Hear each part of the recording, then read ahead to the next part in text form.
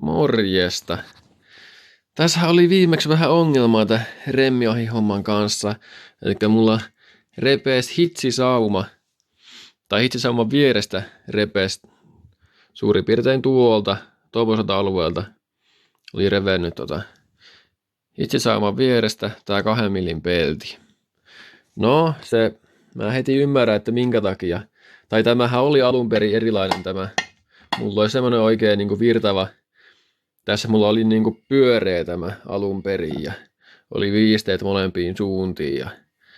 Mutta kun se ei mahtunut, niin mä morasin tätä varmaan 10 kertaa ennen kuin tästä sai sopivaa. Ja tämähän jäi sitten huonos, kun tähän jäi sitten 90 asteen mutkat. Jäi niinku, tai kulmat jäi tänne joka kulma, ne oli 90 astetta. No, mä tein nyt tähän tämmösen, että se on 45 astetta. Eli periaatteessa nyt siinä on puolet vähemmän, ainakin puolet vähemmän noihin hitsisaumoihin tai noihin kulmiin justiin kohdistuva se voima. Se on huomattavasti vähäisempi, mikä se oli aikaisemmin. Ja kun tästä nyt näkee tästä muotoilusta heti, eli se kaikki voima, mikä tätä tulee tai se paine siis remmiahtimesta, niin sehän tulee suoraan tähän kohtaan, suurin piirtein. Ja se aiheutti just, että se repesi tuolta. Se niinku tajuaa tästä heti, että ton takia se repesi. Nyt mä tein tähän nuo viisteet, niin nyt se ei pitäisi pettää enää. Toivotaan, että se ei petä. Sitten mä tänne laitoin vielä multibondia tänne sisälle, niin jos se nyt sekin auttaa sitten vielä vähän siihen kestohommaan. Nyt se virtaakin vähän paremmin, kun se ei ole niin kulmikkaasti muotoiltu sisältä.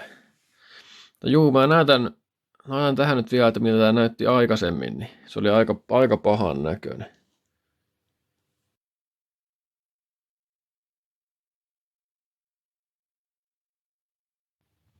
Eli seuraava homma oli sitten vaan asentaa tämä uudestaan kiinni tuonne ja toivotaan, että tämä nyt sitten pelittää kauemmankin aikaa. Pitää tuo toinen laippa vielä katsoa, kun sekin on vähän tökerö, kun sitäkin piti muokata niin monta kertaa, että ei siellä sitten ole mitään imuvuotoa.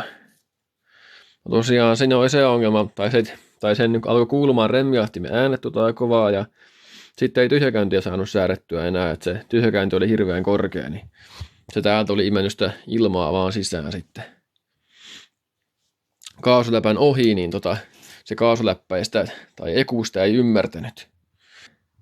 Ja näiden välillähän tulee tämä on se minin.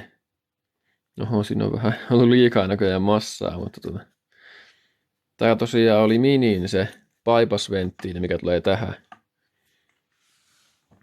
kiinni, niin eli tässä on tää magneettikytki. On tuosta tai tää tulee siis virta tänne.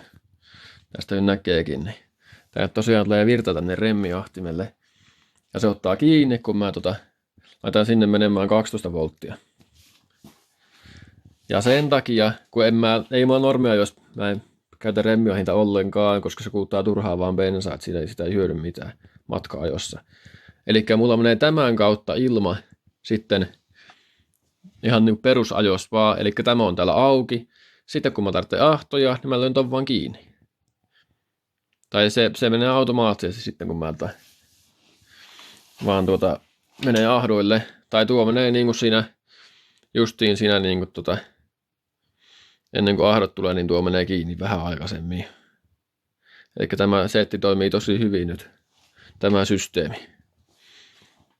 Ja tämä tosiaan on välttämätön nyt, jos haluaa käyttää magneettikytkintä. Tän tosiaan saa lukittua täältä sitten, jos sen tahtoo.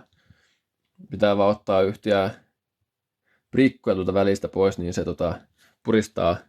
puristaa tosiaan kiinni sen koko ajaksi tohon noin. Niin. Että senkin saa ohitettua tuon magneettikytkimen, jos haluaa, mutta mä en ainakaan halua sitä ohittaa, kun se on ihan mun mielestä hyvä ominaisuus tämmöisessä. Toivotaan, että ei tuo nyt enempää sitten ongelmia tämän kanssa. No, tämä pyörittely, niin ainakin ihan hyvän näköinen tää on vielä, että ei ole kulunut, tai yhtään kuluneempi kuin tämä olikaan silloin aluksi. Niin ihan hyvältä vaikuttaa.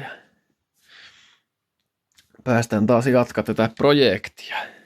Saa nähdä minkä verran ahtaa nyt, kun laitoin sen ohjainrullaan. Ja nyt kun sai tämän vielä korjattua, niin mitähän paljon yli 1 bar ja sitten se ahtaa. Saa nähdä sitten, vähän jännittää jo, että onko siellä vähän liikaakin ahtoja sitten jo.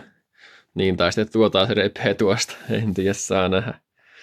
Mutta joo, tämmöistä nyt tähän väliin. Jatketaan tätä lähiaikoina. Morjens!